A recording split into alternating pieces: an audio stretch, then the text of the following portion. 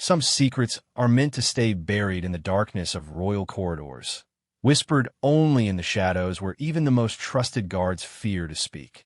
But what happens when a single moment at 3 a.m. shatters everything the world thought it knew about the people's princess?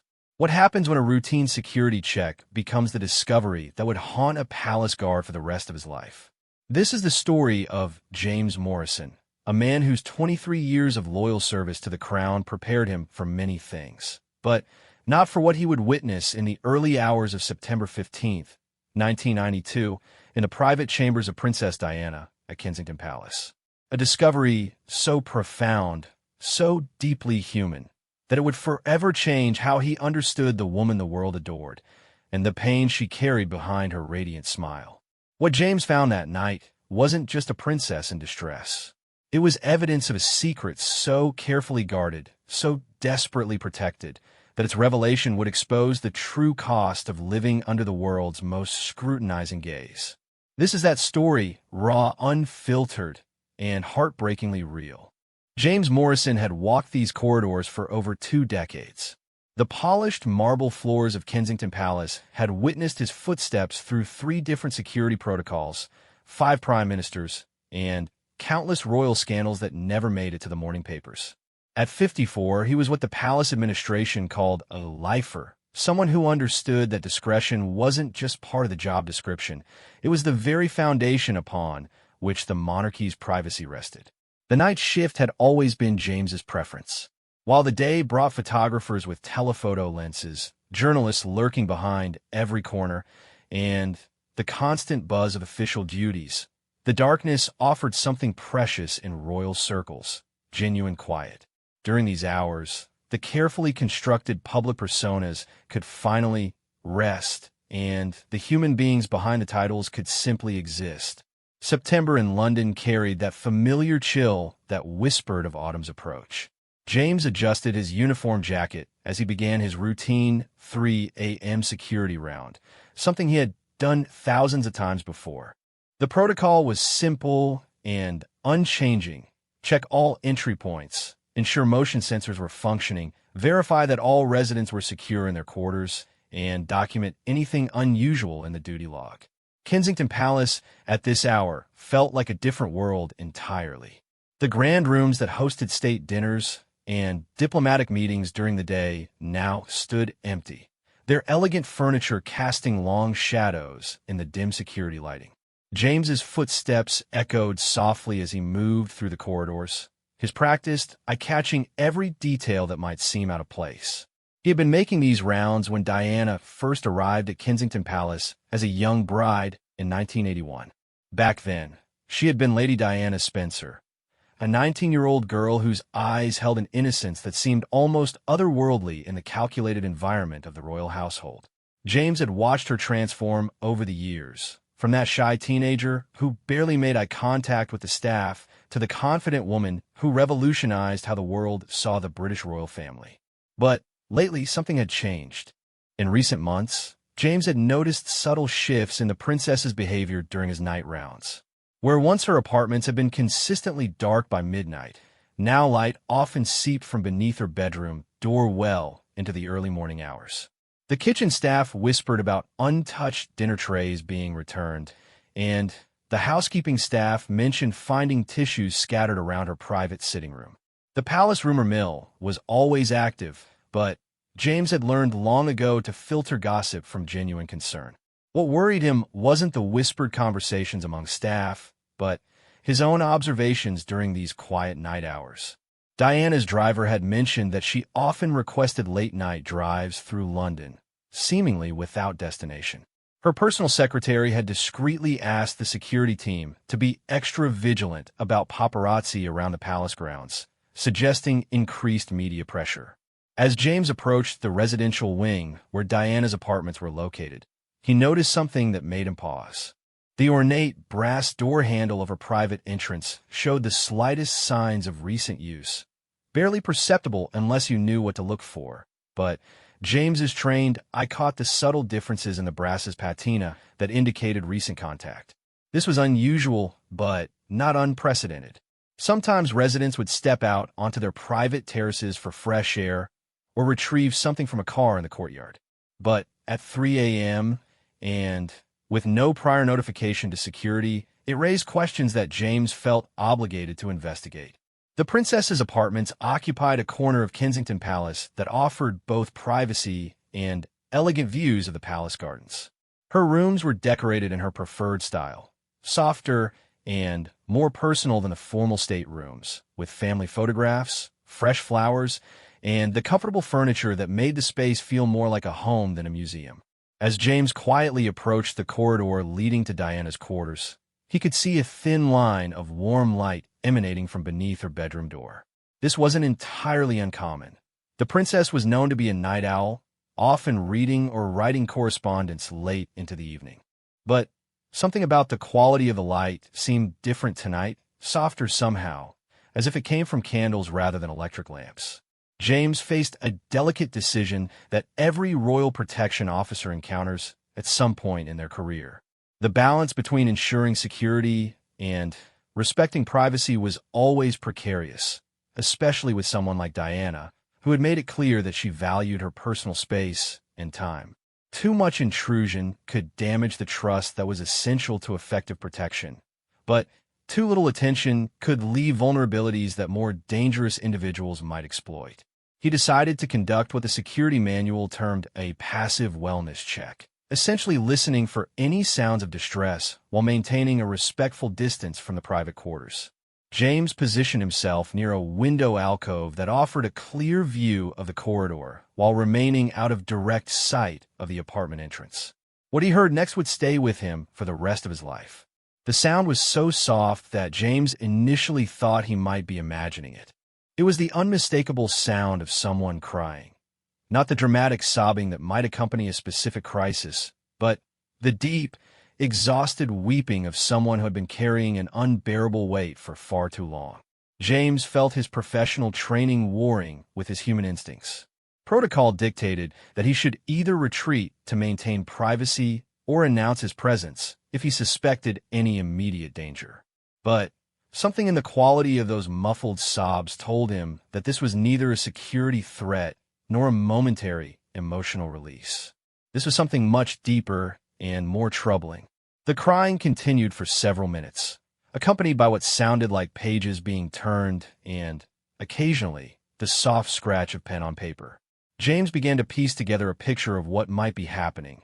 Diana was awake, alone, emotional, and apparently writing something. Given the recent intense media speculation about her marriage to Prince Charles and the constant scrutiny of her every public appearance, James suspected this might be her way of processing the enormous pressures she faced daily. As the minutes passed, James found himself in an increasingly complicated position. His duty was clear: ensure the princess's safety and maintain the security of the residents. But his growing concern for her well-being as a human being was beginning to override his professional detachment.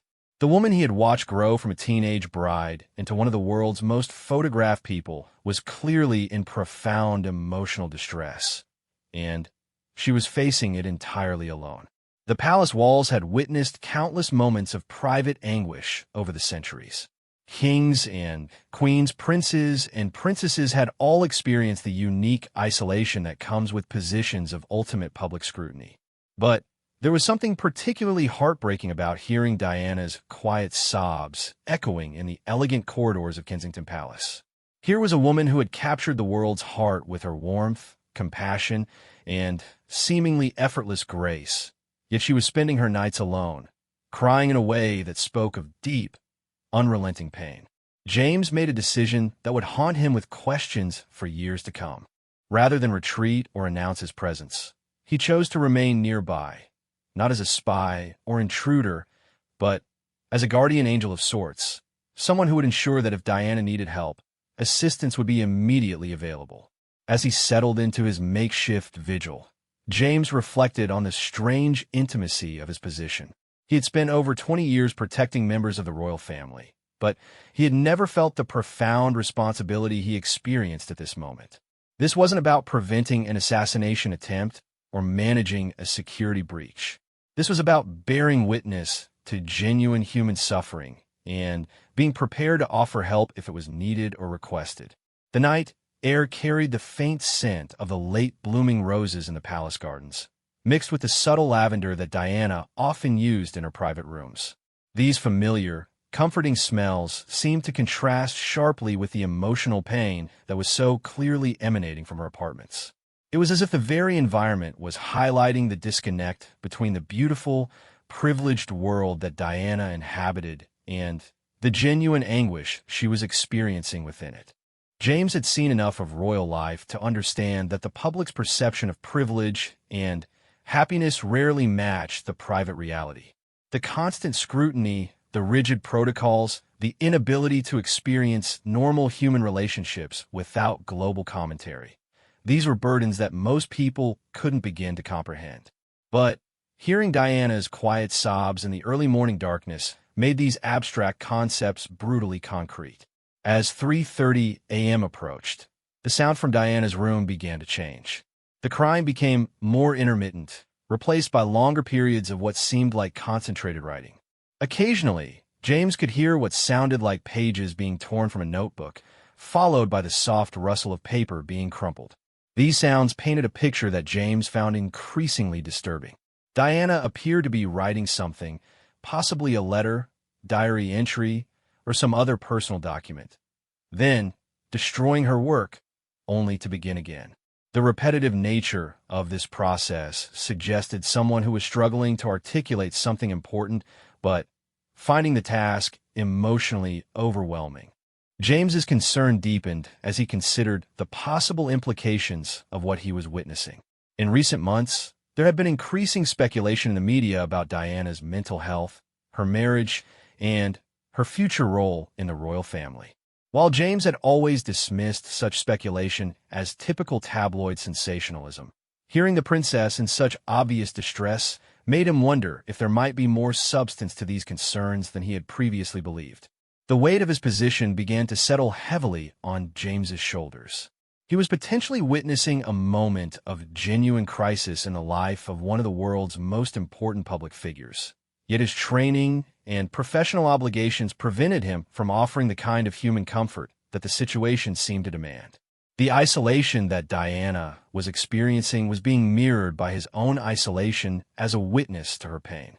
As the clock in the palace courtyard chimed 4 a.m., James noticed a subtle change in the quality of light coming from beneath Diana's door. The warm, flickering glow that had suggested candlelight was being supplemented by the steadier illumination of electric lamps.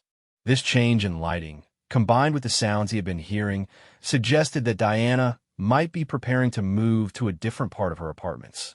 James faced another critical decision point. His normal security round would have been completed long ago, and remaining in his current position much longer would be difficult to explain if questioned by other staff or palace officials. But his instincts told him that whatever was happening with Diana tonight was far from over, and that leaving her alone might not be the responsible choice. The sound of footsteps moving around inside the apartment confirmed James's suspicion that Diana was changing locations within her private quarters. The footsteps seemed to move toward what James knew was her private sitting room, a smaller, more intimate space where she often received close friends and family members for informal visits.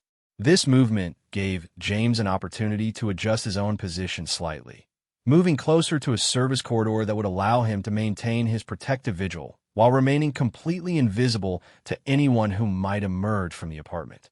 This positioning also provided him with a partial view of the private terrace that adjoined Diana's sitting room, an area that she sometimes used for quiet contemplation during stressful periods. What James witnessed next would fundamentally change his understanding of the woman he had spent years protecting, and would raise questions about the true cost of life in the public eye that he would carry with him long after his retirement from royal service. The princess appeared at the French doors leading to her private terrace, and in the soft glow of the interior lighting, James could see clear evidence of the emotional turmoil he had been hearing. Diana's usually impeccable appearance was disheveled in a way that spoke of hours spent in distress. Her famous blonde hair was uncombed, Her face showed the clear signs of prolonged crying, and she was wearing a simple nightgown and robe that emphasized her vulnerability in a way that her public appearances never revealed. But it wasn't Diana's appearance that would stay with James for the rest of his life. It was what she was carrying in her hands.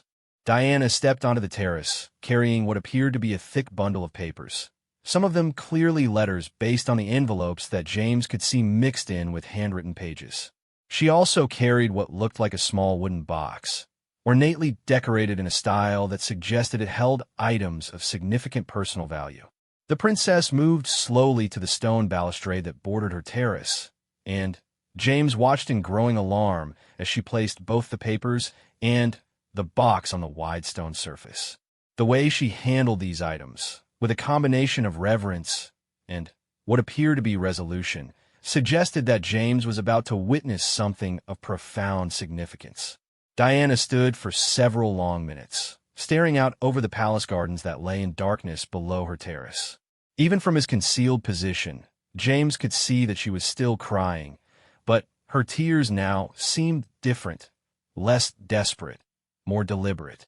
It was as if she had reached some kind of decision during the hour she had spent alone in her room, and was now preparing to act on that decision. James felt a growing sense of alarm as he watched Diana begin to sort through the papers she had brought outside.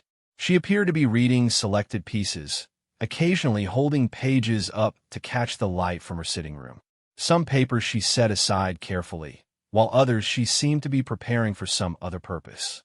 The realization of what Diana might be planning struck James with such force that he almost abandoned his concealed position to intervene immediately.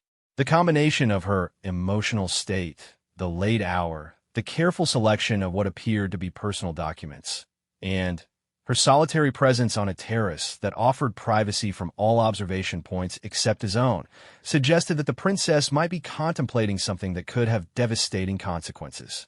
James found himself facing the most difficult decision of his professional career. Everything in his training told him to respect Diana's privacy and maintain his protective distance unless she specifically requested assistance or appeared to be in immediate physical danger. But his human instincts were screaming that the woman he was watching was in profound crisis and might be about to make a decision that could not be undone. As Diana continued her deliberate sorting of papers under the soft glow of light from her sitting room, James realized that whatever happened next would define not only the remainder of his career in royal service, but potentially the future of the monarchy itself. The woman standing alone on that terrace was not just a princess in distress. She was the mother of the future king, one of the world's most beloved public figures, and a human being whose private anguish was about to intersect with James Morrison's professional duty in ways that would test every principle he had held sacred during his 23 years of service to the crown. The clock in the courtyard chimed 4:30 a.m., and Diana looked up from her papers, directly toward the windows of the palace, as if she were saying goodbye to a life that had brought her both extraordinary privilege and unbearable pain. In that moment, James knew that whatever happened next would change everything. For Diana, for the royal family, and for him, Diana's hands trembled slightly as she opened the small wooden box she had brought to the terrace. From his concealed position, James could see her remove what appeared to be photographs, holding each one up to catch the dim light filtering from her sitting room. The way she lingered over each image, occasionally pressing one to her chest before setting it aside, told James that these were not official royal portraits or public photographs, but deeply personal mementos that held profound meaning for her. The princess's behavior was becoming increasingly concerning to James. Her methodical sorting of papers and photographs, combined with her obvious emotional distress and the late hour, created a scenario that his security training had taught him to recognize as potentially dangerous. Yet the very nature of his position, protecting someone who valued her privacy above almost everything else, made intervention extremely delicate. As Diana continued her careful examination of the contents of the wooden box, James noticed that she had begun to separate items into distinct piles on the stone balustrade. Some photographs and papers were placed in what appeared to be a keep pile, while others were set aside in a separate grouping that she handled with what looked like a mixture of anger and sadness. The September night air carried a chill that made Diana pull her robe more tightly around her shoulders, but she showed no signs of wanting to return to the warmth of her apartment. If anything, she seemed to be settling in for what might be a lengthy process of going through these obviously significant personal items. From one of the envelopes in her collection, Diana withdrew what James could see was a letter written on official palace stationery. Even from his distant position, he could tell that the document bore formal seals and signatures that suggested it was some kind of official communication. Diana read this letter several times, and with each reading, her posture became more rigid and her expression more determined. James found himself wishing desperately that he could retreat from this situation, return to his normal security rounds, and pretend that he had never witnessed Diana in such a vulnerable state. But something about her behavior, the deliberate nature of her actions, the way she kept looking out over the palace gardens as if she were memorizing the view, the careful attention she was paying to each item in her collection, kept him anchored to his position. The princess stood and walked to the far end of her terrace, where a small wrought iron table and chairs created an intimate seating area that she sometimes used for private phone conversations or quiet reading. She gathered all of her papers and photographs, along with the wooden box, and arranged them carefully on the table under a small electric lamp that she switched on. The additional light allowed James to see Diana's face more clearly, and what he observed there alarmed him even more than her previous behavior had. The tears had stopped, replaced by an expression of grim determination that James had never seen on the face of the woman he had spent years protecting. This was not the warm, compassionate Diana that the public adored, nor was it the occasionally frustrated princess that palace staff sometimes encountered during difficult periods. This was someone who appeared to have reached a point of absolute resolution about something monumentally important. Diana began to write, using what appeared to be several different pens and types of paper. Sometimes she would write only a few lines before stopping to read what she had written, occasionally nodding to herself as if she had successfully captured a particular thought or feeling. Other times she would write continuously for several minutes, her hand moving quickly across the page as if she were urgently trying to record something before she lost her nerve. The number of pages she was producing, the careful organization of her materials, and the intense concentration she brought to the task all suggested that this was a project of considerable importance to her. The clock in the courtyard chimed 5 a.m., and Diana paused in her writing to look out over the gardens where the first hints of dawn were beginning to appear in the eastern sky.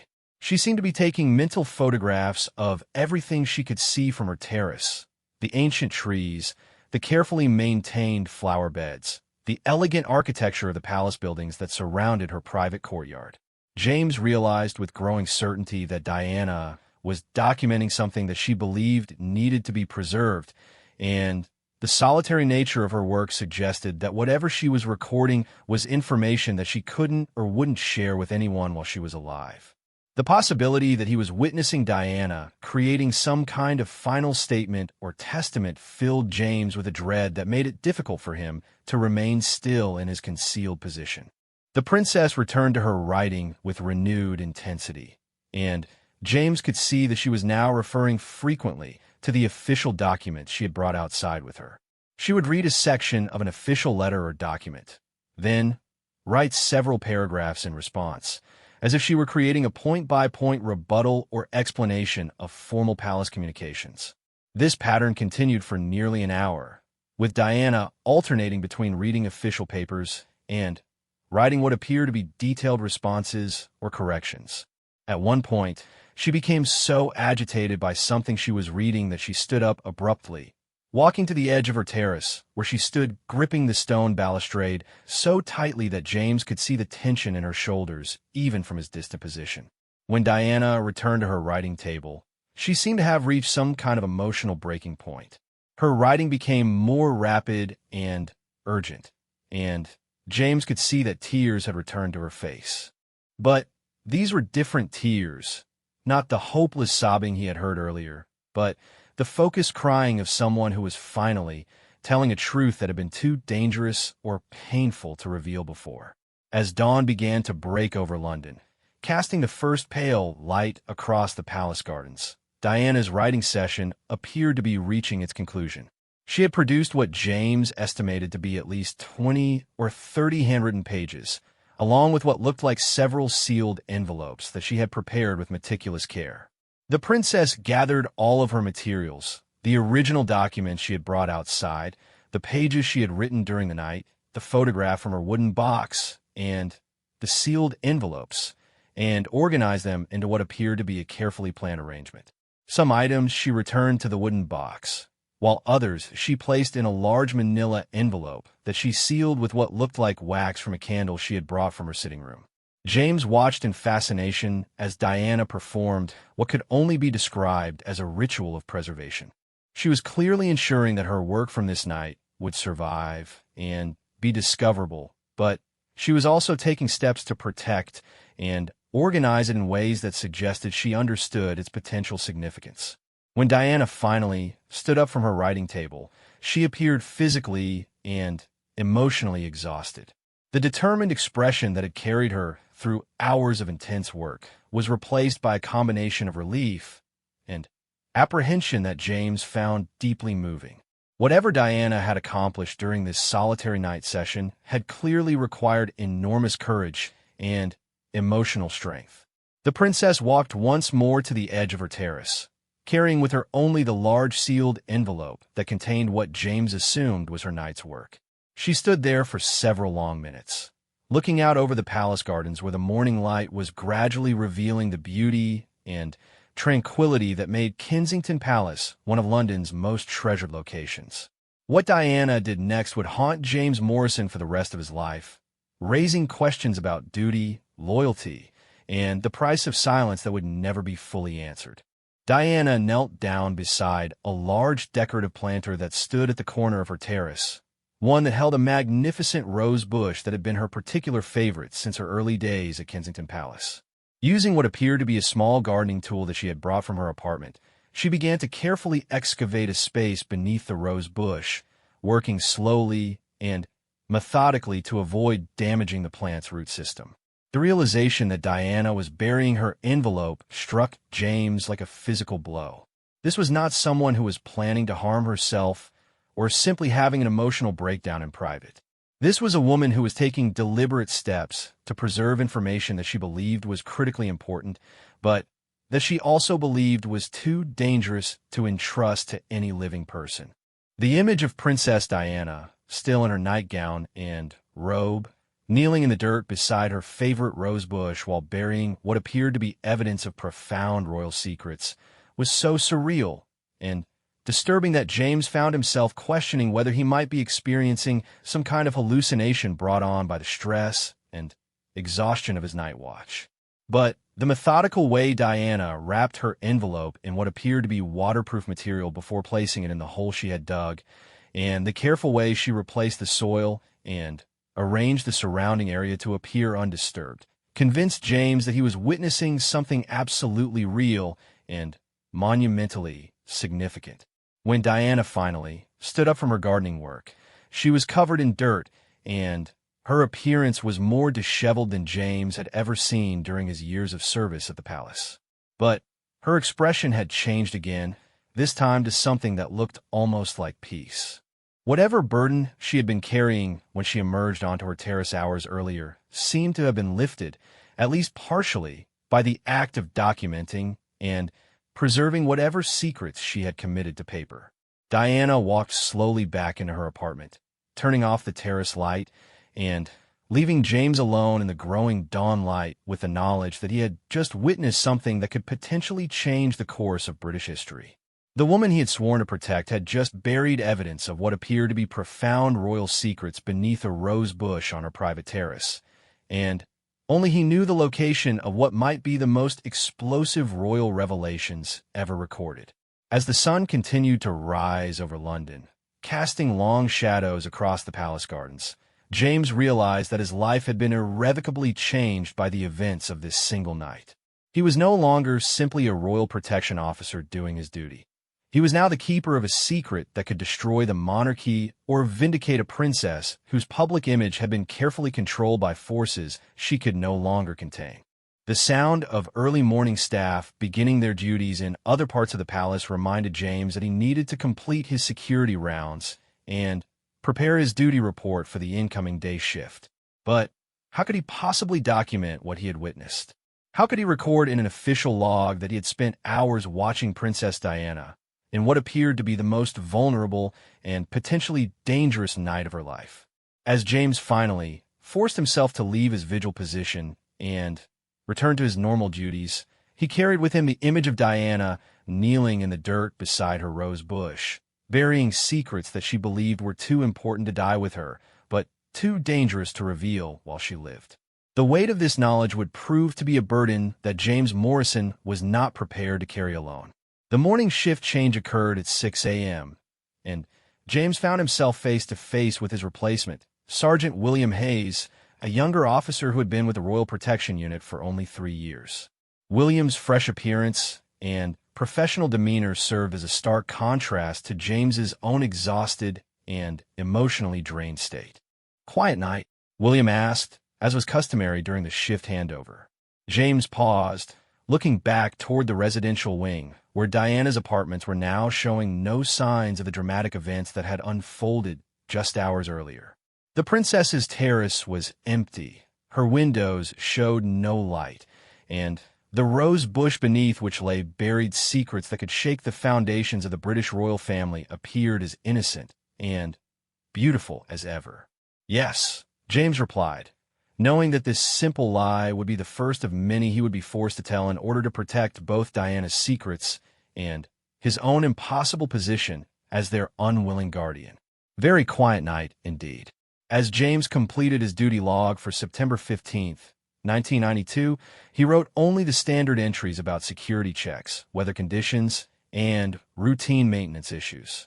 There was no mention of Princess Diana's 3 a.m. writing session, no record of the document she had buried, and no indication that anything unusual had occurred during his watch. But as James walked home through the London streets that were just beginning to come alive with morning commuters, he carried with him the knowledge that he had witnessed something unprecedented in the history of the British royal family. The question that would torment him for years to come was simple, but impossible to answer. What exactly had Diana written during those desperate hours? And what secrets lay buried beneath the rose bush on her private terrace? The events of that night would prove to be only the beginning of a story that would test James Morrison's loyalty, challenge his understanding of duty, and force him to make decisions that would affect not only his own life, but potentially the future of the monarchy itself. The woman he had sworn to protect had entrusted him, unknowingly, with the location of what might be the most important documents in modern royal history. And now James faced the most difficult question of his career. What exactly was he supposed to do with that information? The days following that September night passed in a blur of normalcy that felt almost surreal to James Morrison. Diana returned to her regular schedule of public appearances, charity work, and royal duties as if nothing had happened. She attended a children's hospital opening on September 16th, hosted a dinner for overseas aid workers on the 17th, and appeared at a fashion industry charity gala on the 18th. To the outside world, and even to most palace staff, Princess Diana seemed to be her usual radiant, compassionate self. But James knew better. During his subsequent night shifts, he found himself paying closer attention to Diana's private moments than he ever had before. He noticed subtle changes in her behavior that others might miss. The way she sometimes paused during her evening walks in the palace gardens to look toward the rose bush where her secrets lay buried, the increased frequency with which she stepped onto her private terrace during late evening hours, and the way she seemed more relaxed, as if a tremendous burden had been lifted from her shoulders. 3 weeks after that fateful night, James encountered Diana directly for the first time since he had witnessed her burying the envelope. She was returning from an evening function, still dressed in an elegant navy blue gown that had made headlines in the next day's fashion pages. As she walked through the palace corridors toward her apartments, she paused when she saw James conducting his routine security check. "James," she said, her voice carrying that familiar warmth that had made her beloved by palace staff and the public alike. "You've been with us for a very long time, haven't you?"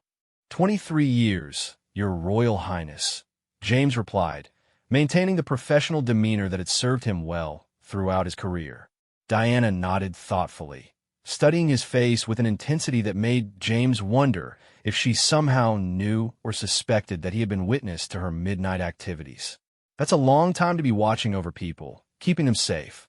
It must be difficult sometimes, knowing things that others don't know." The comment hit James like a physical blow. The way Diana emphasized the word knowing and the direct way she looked at him while speaking suggested that she was aware of his presence that night, or at least suspected that someone had observed her activities. James felt his pulse quicken as he considered the implications of this possibility. "It's my honor to serve, Your Royal Highness," James replied carefully, using the formal response that had been drilled into him during his training decades earlier. Diana smiled, but there was something in her expression that James couldn't quite interpret. "I'm sure it is, and I'm certain that your discretion and loyalty are absolute. That's what makes someone truly valuable in this environment, the ability to protect not just physical safety, but also the privacy and dignity of those under their care." With that comment, Diana continued toward her apartments, leaving James standing in the corridor with the unmistakable feeling that she had just acknowledged his presence during her secret burial, while simultaneously ensuring his continued silence about what he had witnessed. This brief encounter fundamentally changed James's relationship with the knowledge he carried. He now understood that Diana was aware he knew her secret, which made him not just an accidental witness, but an active participant in whatever larger drama was unfolding within the royal family. The responsibility felt overwhelming. Over the following months, James found himself paying closer attention to palace politics and media coverage of Diana's activities than he ever had before. He began to notice patterns and connections that he had previously overlooked. Diana's public statements sometimes seemed to contain subtle references to themes that might relate to whatever she had documented that night. Comments about the importance of truth, the difficulty of living under constant scrutiny, and the need to protect her sons from the more harmful aspects of royal life. The media speculation about Diana's marriage to Prince Charles was becoming more intense and more specific. Stories appeared in newspapers and magazines that seemed to contain information that could only have come from sources very close to the royal family. James found himself wondering if Diana's buried documents were related to these media revelations, or if they contained information that was even more sensitive than what was already becoming public knowledge. In December 1992, 3 months after the night James had witnessed Diana's secret burial, Prime Minister John Major announced in Parliament that Prince Charles and Princess Diana had agreed to separate. The news sent shockwaves through Britain and around the world, officially confirming what many had suspected about the state of their marriage. For James, this announcement carried special significance. He couldn't help but wonder if Diana's midnight writing session had been her way of preparing for this separation, documenting her version of events before they became public, or creating a record that might protect her interests during what was certain to be a very difficult and highly scrutinized process. The separation announcement also meant that Diana's living situation at Kensington Palace would change, and James worried about what might happen to the buried envelope if renovations or changes were made to her private terrace area. The rose bush that marked the location of her secrets had thrived during the autumn months, but James knew that royal residences were subject to constant maintenance and updating that could inadvertently disturb the hiding place. As 1993 began, James noticed that Diana's behavior during his night shifts had changed significantly. She no longer spent long hours on her terrace, and the light from her apartments was rarely visible during his 3 a.m. rounds. It was as if the act of burying her secrets had provided her with the peace of mind she needed to finally get proper rest. But James's own rest had become increasingly difficult.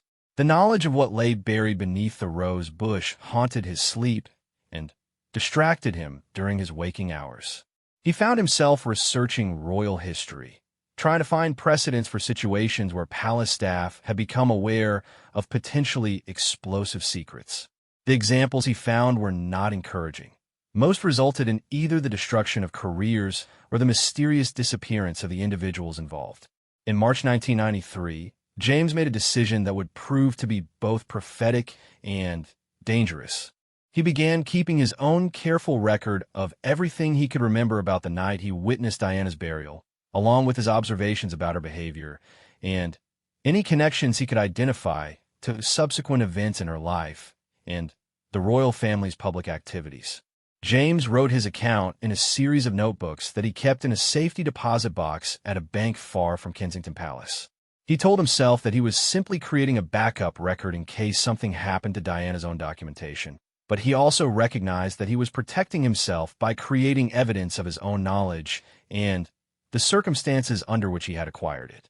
The summer of 1993 brought new challenges for Diana and, consequently, for James. Paparazzi presence around Kensington Palace intensified dramatically, making security concerns much more complex. James found himself working longer hours and dealing with more sophisticated attempts by photographers and journalists to gain access to Diana's private spaces. During one particularly difficult week in July, when photographers with long-range lenses had been positioned in buildings overlooking the palace grounds, James realized with horror that Diana's private terrace was potentially visible from several of these vantage points. If anyone had photographed the area around the rose bush, or if they managed to capture images of Diana paying special attention to that particular spot, it could lead to discoveries that would be catastrophic for everyone involved. James began taking extra precautions during his night rounds, varying his timing and routes to make it more difficult for outside observers to predict his movements or identify patterns in the palace's security procedures. He also started paying closer attention to the gardening staff who maintained Diana's terrace, ensuring that any work done in the area of the rose bush was carefully supervised and documented. It was during this period of heightened vigilance that James discovered he was not the only palace employee who was concerned about Diana's welfare and the potential consequences of her separation from Prince Charles. Several longtime staff members had begun having informal conversations about unusual incidents and observations that individually seemed insignificant, but collectively painted a picture of someone under extraordinary stress.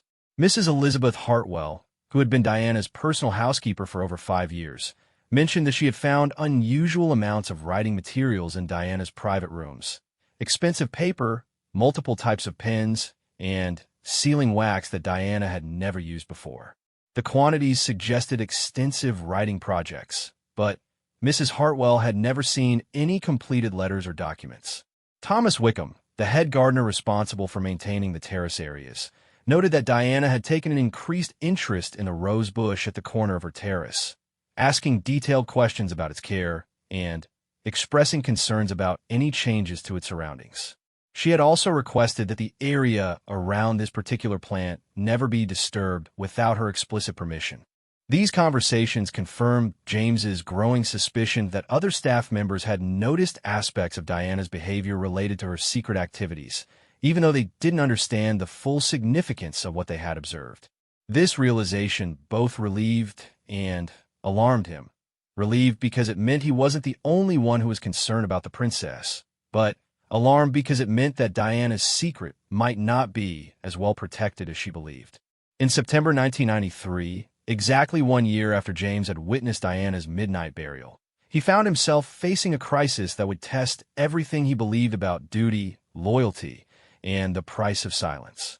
Diana's mother, Mrs. Frances Shan-Kidd, had requested a private meeting with senior palace staff to discuss her concerns about her daughter's emotional state and the impact that the separation and ongoing media scrutiny were having on Diana's well-being. The meeting was held in one of Kensington Palace's smaller conference rooms, with attendance limited to Diana's private secretary, her personal protection officers, and a few key household staff members. Mrs. Shan-Kidd was direct and forceful in expressing her concerns about her daughter's increasingly erratic behavior and what she described as Diana's obsession with setting the record straight about her marriage and her treatment by the royal family. Diana has always been impulsive, Mrs. Shankid explained to the assembled staff, but lately she's been talking about things that concern me deeply. She's mentioned having information that could be damaging to many people, and she's spoken about the importance of making sure that certain truths don't die with her. James felt his blood run cold as he listened to this description. Mrs. Shankid's words seemed to be describing exactly what he had witnessed during Diana's midnight writing session, and the reference to information not dying with her suggested that Diana had indeed created some kind of insurance policy by documenting and preserving secrets that could be devastating if revealed. The meeting concluded with an agreement that all staff members would be extra vigilant about Diana's activities and would report any concerning behavior immediately. But as James walked back to his quarters after the meeting, he realized that he was in an impossible position. He possessed the most detailed knowledge of Diana's concerning behavior, but revealing what he knew would violate both his professional obligations and Diana's trust. That night, as James conducted his security rounds, he found himself drawn once again to the area of the palace that offered a view of Diana's private terrace. The rose bush that marked the location of her buried secrets had grown magnificently during the summer months, its roots undoubtedly intertwined by now with a waterproof package that contained what might be the most explosive documents in modern British history. As he stood in the shadows watching the peaceful terrace where he had witnessed such drama exactly 1 year earlier, James made a decision that would haunt him for the rest of his life. He would continue to protect Diana's secret, but he would also begin taking steps to ensure that if anything happened to the princess, the information she had preserved would not be lost forever. James returned to his safety deposit box and added a detailed map of Diana's terrace to his own documentation, along with precise instructions for locating the buried envelope. He also wrote a sealed letter explaining the circumstances under which he had gained this knowledge and his reasons for both protecting the secret and preserving the information about its location. As 1993 came to an end, James Morrison found himself carrying a burden that was becoming increasingly difficult to bear alone. He was the guardian of secrets that could potentially change the course of British history, but he was also a loyal servant of the crown who had sworn to protect the very institution that might be destroyed by the revelation of those secrets. The question that kept him awake during the early morning hours after his shifts was simple but terrifying. What would happen when Diana's secrets were finally discovered? And what would be his own fate as the man who knew where they were buried? The answer to those questions would prove to be more dramatic and devastating than James Morrison could possibly have imagined. But as 1994 began, all he could do was continue his vigilant watch over both the princess he had sworn to protect and the secrets she had entrusted to the earth beneath her favorite rose bush. The weight of that responsibility was about to become even heavier as events beyond James's control began to set in motion the circumstances that would ultimately determine the fate of Diana's buried revelations and the man who alone knew their location. The year 1994 brought changes to Kensington Palace that James Morrison had not anticipated. Diana's increasing independence following her separation from Prince Charles meant that her living arrangements and security protocols were being constantly revised. New staff members were brought in, some longtime employees were reassigned, and the informal network of people who had become protective of Diana's privacy was gradually being dismantled. James found himself working under a new head of security, Commander Richard Ashworth, who had been brought in specifically to handle what palace officials described as the unique challenges of protecting a separated princess who was increasingly determined to chart her own course. Commander Ashworth was thorough, professional, and completely unaware of the secret that lay buried beneath the rose bush on Diana's private terrace. The new security regime meant that James's movements and activities were subject to much closer scrutiny than they had been during his previous 25 years of service. His night rounds were now logged in detail. His observations were subject to review, and his access to certain areas of the palace was more restricted than it had been when Diana was still married to Prince Charles. These changes created a constant source of anxiety for James. He worried that the increased oversight would make it impossible for him to monitor the area where Diana's secrets were buried, or that new security cameras and motion detectors might record activities that could lead to unwanted discoveries. Most frightening of all, he worried that changes in staffing or protocol might result in his being transferred to a different position, leaving Diana's secret without any protection at all. In February 1994, James's worst fears began to materialize. Commander Ashworth announced that Kensington Palace was implementing a comprehensive security upgrade that would include new surveillance equipment, revised patrol routes, and what he termed optimization of personnel deployment. While these changes were presented as routine modernization, James suspected that they were actually being implemented to provide better monitoring of Diana's activities for the palace hierarchy. The security upgrade included the installation of motion-activated cameras in several previously unmonitored areas of the palace grounds. James was horrified to discover that one of these cameras was being positioned to provide a clear view of Diana's private terrace, including the corner where the rose bush concealed her buried documentation. James realized that he was facing a crisis that could expose everything. If the new camera system recorded anyone digging in the area of the rose bush, or if it captured images of Diana paying special attention to that particular spot, it could lead to discoveries that would be devastating for everyone involved. Even worse, if palace security analysts reviewed footage from the camera and noticed unusual activity in that area, they might decide to investigate further. The installation of the new camera was scheduled for March 15, 1994, which gave James less than 3 weeks to find a solution to a problem that seemed impossible to resolve without exposing himself and Diana's secret. He considered several options, all of them fraught with danger. He could try to sabotage the camera installation, but that would certainly be discovered and would focus unwanted attention on both him and the area he was trying to protect. He could attempt to retrieve Diana's buried envelope himself, but that would require him to admit that he knew about its existence and would force him to decide what to do with information that might be too dangerous for anyone to possess. Most troubling of all, James realized that he could try to warn Diana about the impending camera installation, but doing so would reveal that he had been watching her that night in September 1992 and had been protecting her secret ever since. The potential consequences of such a revelation for his career, his reputation, and possibly his personal safety, were too frightening to contemplate. As the camera installation date approached, James found himself making increasingly desperate plans. He began taking detailed measurements of the terrace area during his night rounds, trying to determine exactly where the envelope was buried and how it might be retrieved with minimal disturbance to the surrounding area. He also started researching the technical specifications of the new camera system, trying to identify blind spots or times when the equipment might not be operational. But it was Diana herself who provided the solution to James's dilemma, though in a way that was both brilliant and terrifying. On the evening of March 10, 1994, 5 days before the camera installation was scheduled to begin, James was conducting his usual night rounds when he observed Diana emerging onto her private terrace, carrying a small gardening basket and wearing the simple clothes she often chose for her private moments. It had been months since James had seen her spend any significant time in the area where her secrets were buried, and her appearance there now seemed too coincidental to be accidental. Diana moved directly to the rose bush at the corner of her terrace and began what appeared to be routine gardening work.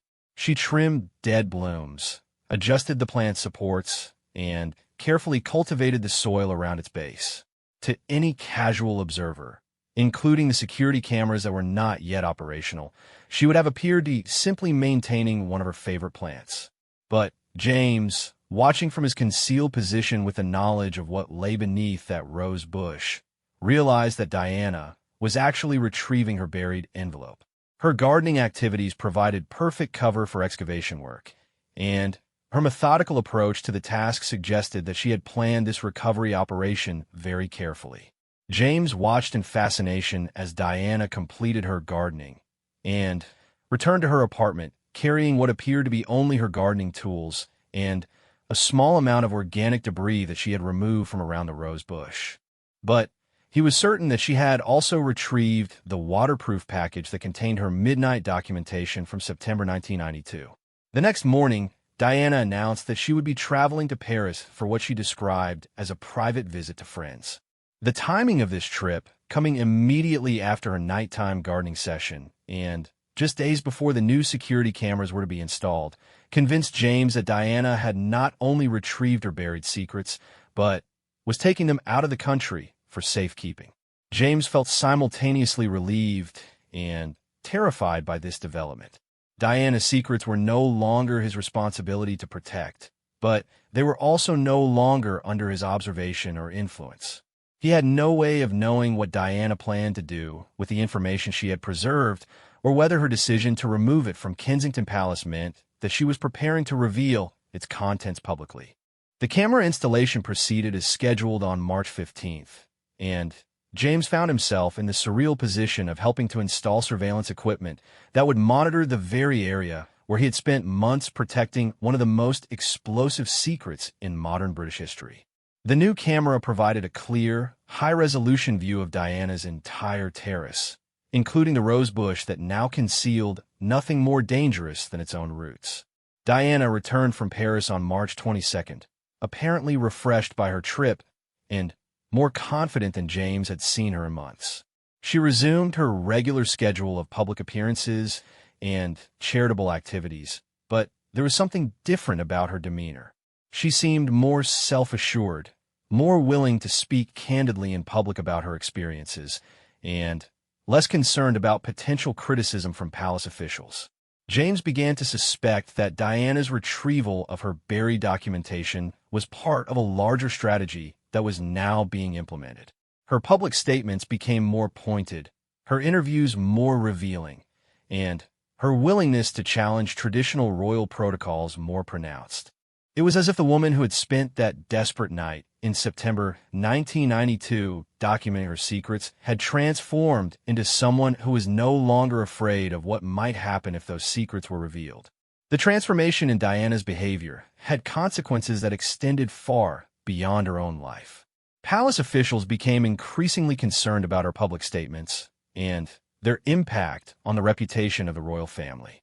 Media coverage of her activities became more intense and more speculative, and James found himself under increasing scrutiny as questions were raised about the effectiveness of security arrangements around a princess who seemed determined to operate outside traditional royal constraints.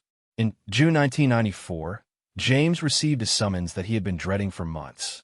Commander Ashworth requested a private meeting to discuss James's performance and his suitability for continued service in Diana's protection detail. The meeting was scheduled for June 15th, in the same conference room where Mrs. Shankid had expressed her concerns about Diana's emotional state 9 months earlier. James spent the days leading up to this meeting preparing for what he suspected might be the end of his career in royal service. He reviewed his own documentation of the events surrounding Diana's midnight burial, updated his safety deposit box records, and prepared himself for questions that might expose his knowledge of secrets that he was not supposed to possess. The meeting with Commander Ashworth was even more difficult than James had anticipated. The commander was direct and well-informed about activities that James had thought were completely private. "Mr. Morrison," Commander Ashworth began, "your service record with the Royal Protection Unit has been exemplary for over 25 years. But there have been some recent observations about your behavior that are causing concern among senior palace officials." James felt his pulse quicken, but he maintained the professional composure that had served him throughout his career. "I'm not aware of any issues with my performance, sir. The concerns are not about your competence or dedication," Commander Ashworth continued. "They relate to your apparent knowledge of information that you should not possess and your failure to report observations that should have been included in official documentation." The directness of this accusation left James no room for evasion. Someone in the palace hierarchy knew or suspected that he had witnessed Diana's secret activities, and his continued silence was being interpreted as a breach of his professional obligations. Specifically, Commander Ashworth continued, "There is evidence that you were aware of Princess Diana's unusual nighttime activities in September 1992, that you failed to report these activities through proper channels, and that you have continued to possess information about these events without sharing it with appropriate authorities." James realized that his choices had been reduced to two equally devastating options. He could continue to deny knowledge of Diana's secrets and face dismissal for dereliction of duty, or he could reveal what he knew and face consequences that might be even worse. "Sir," James said carefully, "I have always conducted my duties in accordance with my understanding of the princess's need for privacy and my obligation to protect her from unnecessary intrusion." "That's not an answer to my question, Mr. Morrison. Did you or did you not observe Princess Diana engaged in activities on her private terrace during the early morning hours of September 16th, 1992? The specificity of this question convinced James that someone had access to information that made denial impossible. Whether through electronic surveillance, witness testimony, or Diana's own admissions, the palace hierarchy knew that something significant had occurred that night, and that James had been present to observe it. James took a deep breath and made a decision that would change his life forever. "Yes, sir. I did observe the princess engaged in activities that appeared to be of a private and personal nature. I made a judgment that her privacy was more important than filing a report about activities that did not appear to pose any security risk." Commander Ashworth nodded grimly. "And what exactly did you observe during these private and personal activities?" James found himself at the final crossroads of his career in royal service. He could continue to protect Diana's secrets at the cost of his own future, or he could reveal what he knew and potentially expose her to dangers that he could not predict or control. The decision he made in that moment would determine not only his own fate, but also the ultimate destiny of the secrets that Princess Diana had preserved during her desperate midnight hours at Kensington Palace. The story that had begun with a single night of witnessed anguish was about to reach its climax in ways that none of the participants could have anticipated. James Morrison looked directly at Commander Ashworth and prepared to reveal the truth that he had protected for nearly 2 years. But before he could speak, the commander's telephone rang with news that would change everything once again. The call was brief, but its impact on Commander Ashworth was immediately apparent. When he hung up the phone, his expression had changed from stern interrogation to something approaching shock. "Mr. Morrison," he said quietly, "I'm afraid our conversation will have to be postponed. Princess Diana has just announced that she will be participating in a television interview with the BBC. According to preliminary reports, she intends to discuss aspects of her marriage and her treatment by the royal family that have never been publicly addressed before." James felt a chill of recognition as he realized what was happening. Diana had not only retrieved her buried secrets, she was preparing to reveal them to the world. The documentation she had created during that desperate night in September 1992 was about to become the foundation for what might be the most explosive royal revelation in British history. The interview that Commander Ashworth had just learned about would eventually become known as the Panorama interview. The moment when Princess Diana spoke publicly about her marriage, her struggles with the royal family, and her determination to tell her own story in her own words. But only James Morrison knew that the revelations that would shock the world in that interview had their origins in a single night when a desperate princess had buried her secrets beneath a rose bush, trusting that someday, somehow, the truth would find its way into the light. The secrets that had begun their journey in the darkness of a September night at Kensington Palace were about to change the course of British history. And James Morrison, the man who had protected those secrets for nearly 2 years, was about to discover that his role in this extraordinary story was far from over.